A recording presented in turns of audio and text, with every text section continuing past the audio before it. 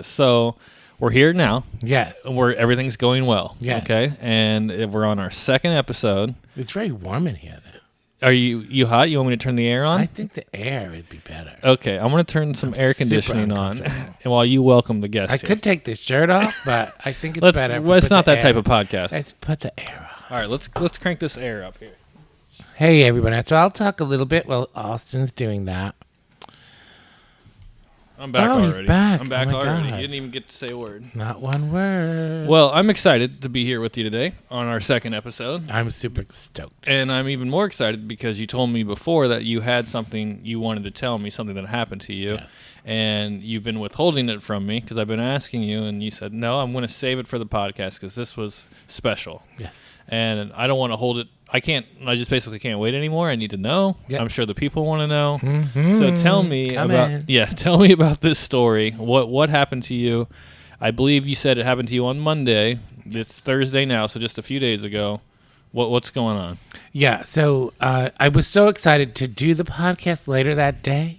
Whoops. But what was really exciting was my mind went immediately when I woke up to, you're going to go out today in the world, and you are going to go under the premise that you don't know the real reason that you're showing up to meet certain people. And by that, I mean you don't know your higher self's purpose of why you're meeting these people. You think you're going on an appointment to preview a home. That's not necessarily the real reason you're meeting the people there. Okay. And I'm going to tell you what happened, and you'll see why I say that. Yeah, that sounds interesting. So I woke up with that premise, very strong in my soul. I just was like, wow, this is the day that I'm going to really do this. And it all comes from that Course in Miracles that I always talk about. Yes, you talk that about I that study, a lot. Yep. Go to classes every week. So the deeper I go into that study, the more these types of events occur. So one of them was I show up, I meet this wonderful person, and she's telling me that she had lost her home and she's got 2 little children. And we're there to meet. She's representing sellers, I'm representing buyers, and we're there to meet to discuss the house. Okay. But she's going into her story, and I can see that it's very stressful time for her. And I just naturally started talking about what I do, that I am known to help people who are going through hard times, going through traumatic events. True. So I say that to her, and I said, I think maybe it's possibly from when I worked as a nurse in New York City. I worked with a lot of trauma, patients who are crossing over. It was the middle of the AIDS epidemic. And so maybe that's where I get this skill. And she began to tell me, oh, Michael, she said, we helped my uncle go through passing away of AIDS up in New Jersey in 1996. That's precisely when I was there. Oh, wow. So I said, I may have even known your uncle. Right. I said, I want to tell you, and I won't tell you her name, but I want to tell you that the real reason we're here today is for your uncle, who you helped so much during such a difficult time for him, he's here now to say he's here with you. He's backing you up. He's watching your little babies. He's right here with you, all around you. And why did you feel that? What came over you to feel that way? I'm telling you, it just happened, right? Okay. It just flowed through me. That you could feel her uncle there with you guys. It wasn't even that I felt a presence. I just felt so natural in the conversation like we're having.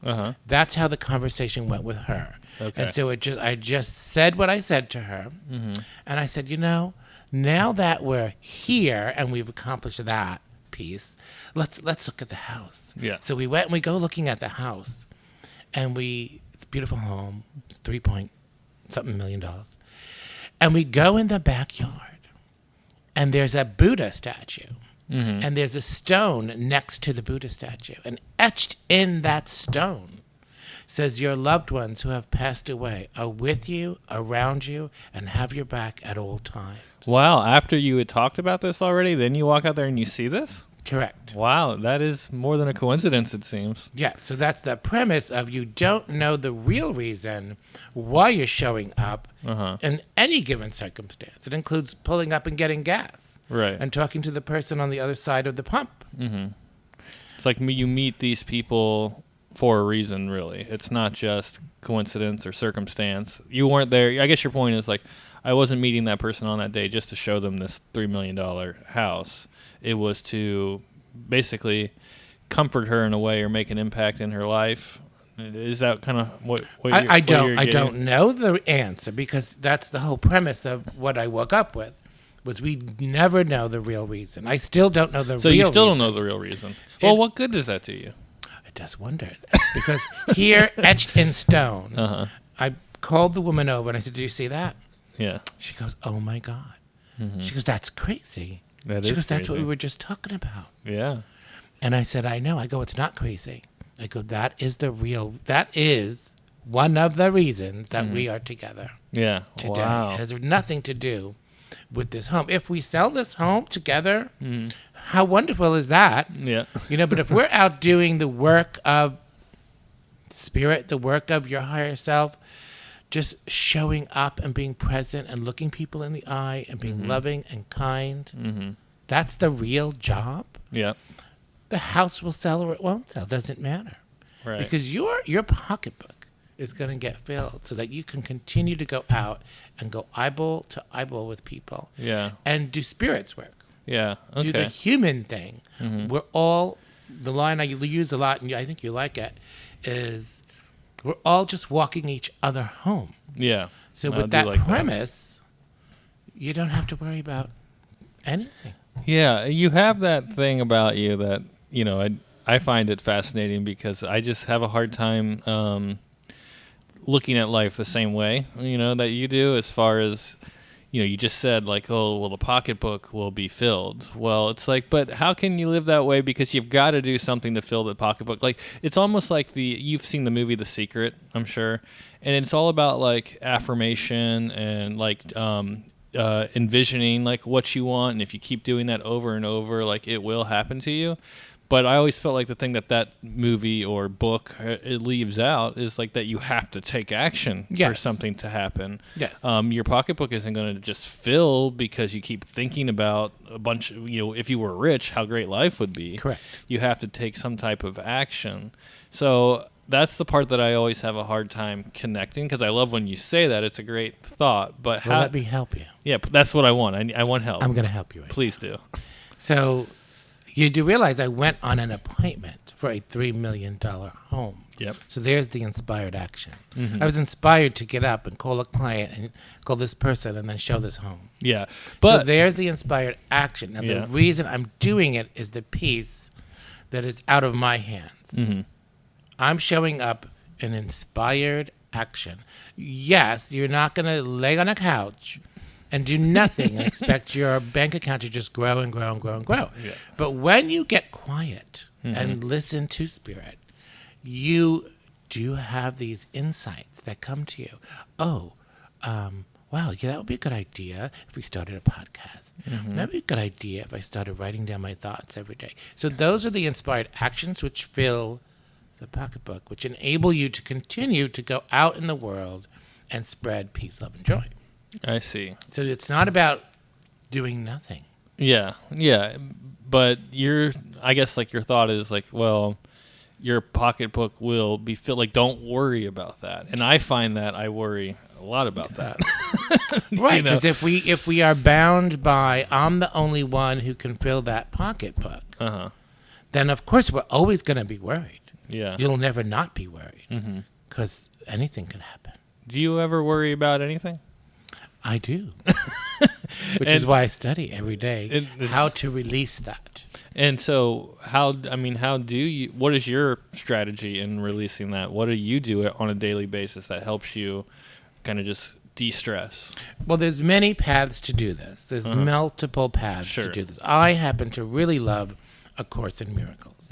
So it's you do one lesson a day for 365 days, and then you repeat. Yeah. And you just keep doing that, and you go deeper and deeper into the space of knowing that spirit has your back, Mm-hmm. that you don't have to worry about a thing as long as you take that quiet time, go to that inner space where you can hear spirit, you can hear your inner voice nudging you what actions, inspired actions to take to further your missions in this world. Right. You do have to do that. That's actually a lot of effort to shut off the world, to stop the world, and be quiet Yeah. and just let the thoughts waft through. Mm-hmm.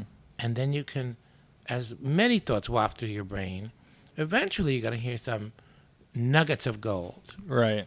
Okay. And then you act on those, that pocketbook gets filled. So I'm see. 61 years old. I've been Yeah. operating like this for almost the entire time. Wow. So of course I worry Yep. because I'm human and I don't have it down where I'm never worrying. I'm not Buddha. Mm-hmm.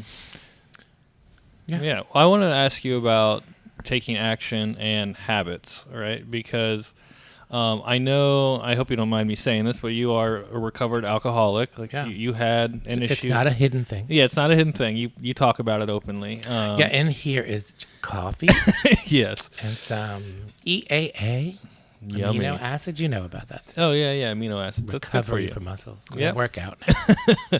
So, 16-inch biceps. yeah, so I admire that about you a lot. That you recognized you had a problem, you fixed it, and you've stayed strong and committed to doing that. I have bad habits myself, like that I need to kick. Now your story, we don't need to go through the whole thing, but I guess what I'm trying to ask is, like, do you have to hit rock bottom for those changes to make? Because I know, like, for example, I'm vaping and I need to stop vaping. Like, that, I know it's not good for me. I do it. I can just tell the difference in myself and, like, why it's bad. But I have a hard time just quitting. Like, Yeah. how did you quit the alcohol? What is your, I guess, I don't know if it's a secret or a key to just breaking such a bad habit, Yeah. Does that I make don't think sense? there's a secret. Mm-hmm. Again, everyone will come to their path on their own, in their own way. Mm-hmm. I can only speak for what I did. Yep. And I've always just asked the universe.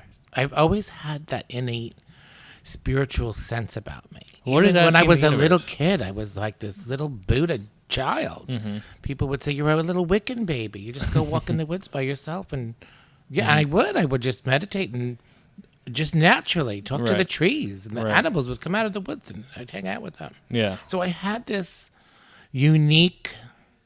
Well, I call it unique because not everyone does that. Right. So I had a quiet sense of myself right out of the womb. Mm-hmm. Now I did have my wild days, which you read about and my, Yeah. and we talk Yeah. about on the podcast. Mm-hmm.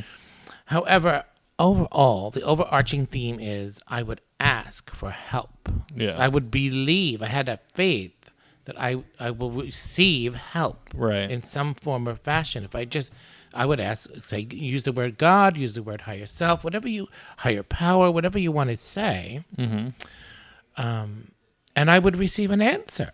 I Right. would some stranger, something would happen that it would be confirmed over and over and over again. So after all these years, I have thousands of stories of just asking and receiving. Mm-hmm.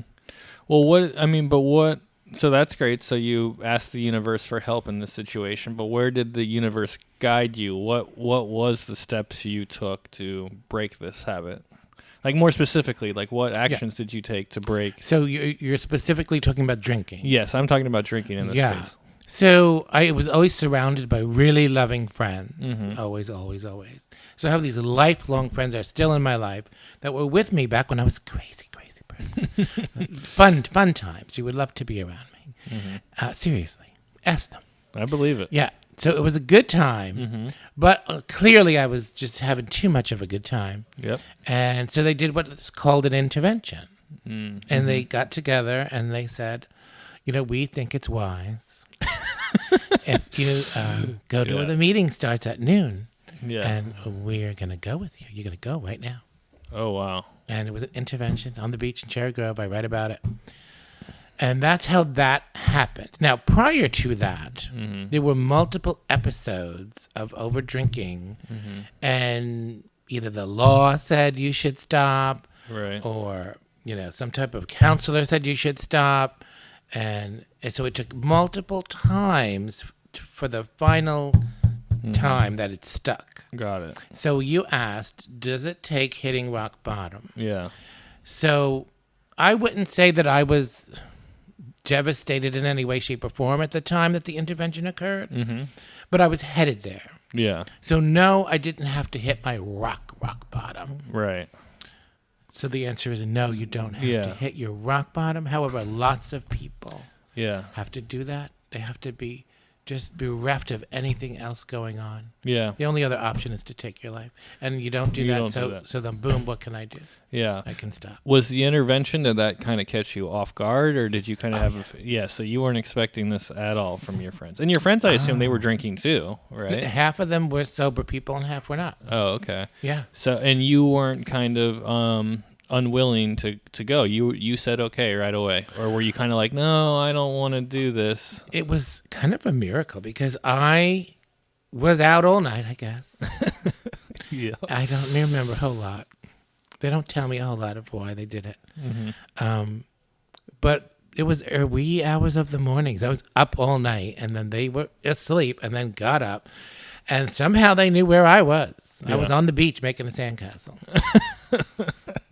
Fully dressed. Wow. And they surrounded me. Uh-huh. And I looked up from this and I'm like, what are all these feet? Yeah. And then I'm like, oh my God. And I'm like, what's happening? And they went one by one and told me what I needed to do.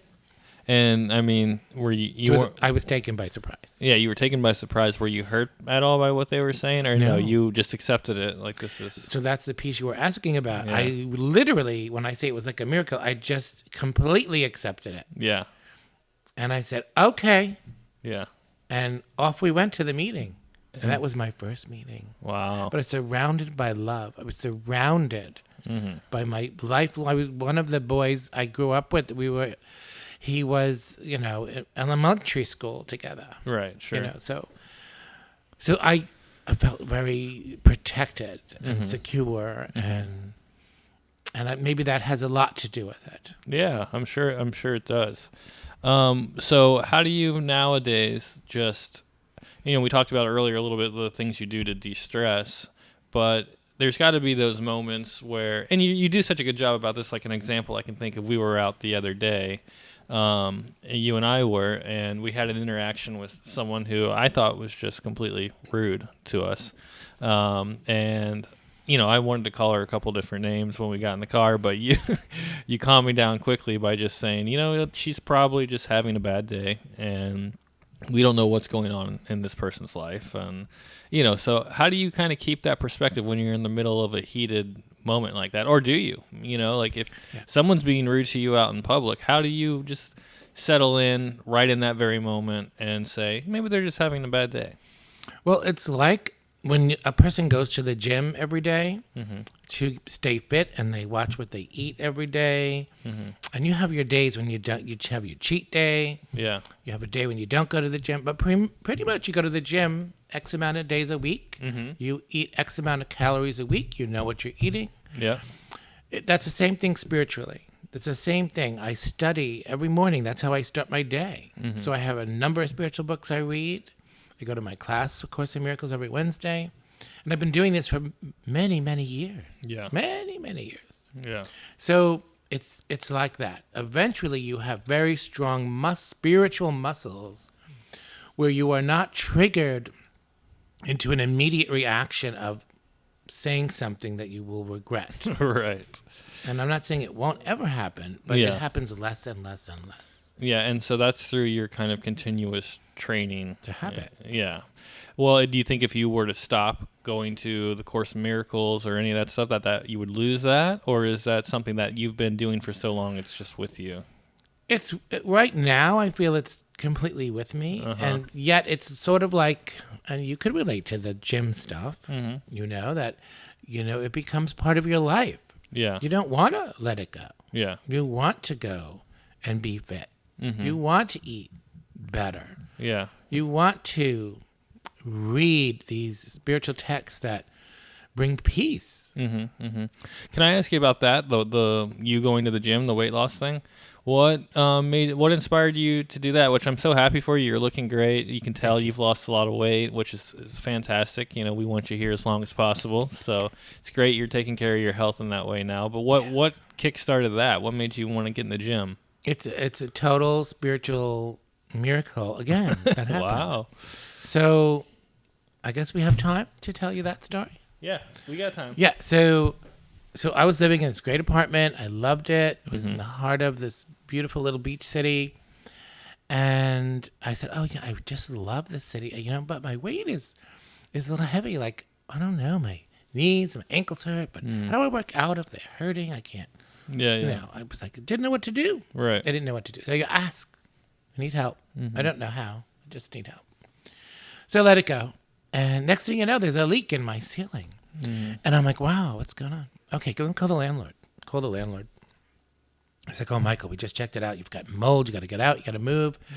I go, oh, wow, I just put all the art on the wall. You know, I've been here a year and a half. I'm really loving it. Yeah. But hey, universe must have something really grand for me because I love this place. Yeah. So, wow, this is going to be a nice ride. It's going to be interesting. So that reaction was from years and years of study. Yeah. As opposed to getting angry and most people would've furious freaked and, out. oh my God, and why is it happening to me? And how did this roof, you know? Yeah. So that's how the reaction was. And so what happened was I went out, looked at 3 apartments, and I was like, oh no, this is not happening. I said, you know what? Of course that's not happening. That's not me. Yeah. I'm going to find the exact right space. I go up the block, and there's a house, a beautiful home that I've been looking at prior to this roof leak. And every day I passed that house, I would say, what is it like to live in that house? Every day I'd pass Wow. that house. Every day. Yeah. And I kept saying, Michael, why do you keep saying that? It's very strange. Now I know why. Spirit already was showing me. Yeah. Spirit already had my back. It was said, that's where you're going to live. Because guess what? All of a sudden, there's a for rent sign. Wow. Guess what? I called a friend of mine who happened to be looking for a place at the same time. He goes, oh, dude, he goes, you and I got to move together. He goes, you know, I don't eat out at all, and you eat out all the time. You only eat out. Right. Your refrigerator looks brand new. I said, I know. He goes, well, you're going to lose 60 pounds in 6 months. Ooh. Because I'm going to cook, we're going to teach you, and that's what happened. So I found a roommate that I knew for 7 years prior. Yeah. We moved in together, and I lost 60 pounds in 6 months by just eating at home. Wow. That's amazing. So 3 months into that, I said, oh, I want to do more. Yeah. And that's where I got the online coach Okay. and started. And he said, okay, now you're going to go to the gym. Now you're going to have a food app. Now you're going to do. And that's how it just slowly, gradually increased to now I'm like Superman. Well, you're doing great. We're Thank proud of you. you. All right. So I told you that story. Yeah, that's fascinating. And like I said, we're all glad that you made that leap, and you know you're looking great. So, is there anything else you want to share before we wrap up today?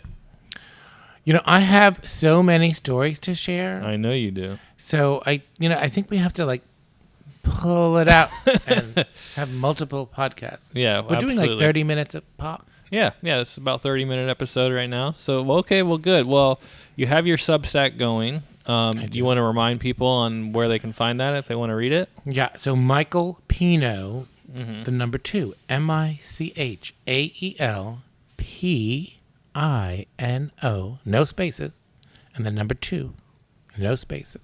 So search that on Substack. They'll find your Substack. Substack.com. And then they can subscribe there. You'll get a notification every time you put out a new Substack, and we're uploading these podcasts there as well, so you'll see those when they go up there. That's really exciting. If you've never read any of his, I guess they're excerpts or chapters within Substack, there's some really, really good, entertaining stories. We'll certainly talk more about those stories on the show here at some point. Yes. But this was a great episode. Thanks for helping me out. Thank you. Know, this is, I appreciate the advice as always. And check out Michael's Substack, and then we'll see you guys in the next episode. Bye. All right, bye-bye.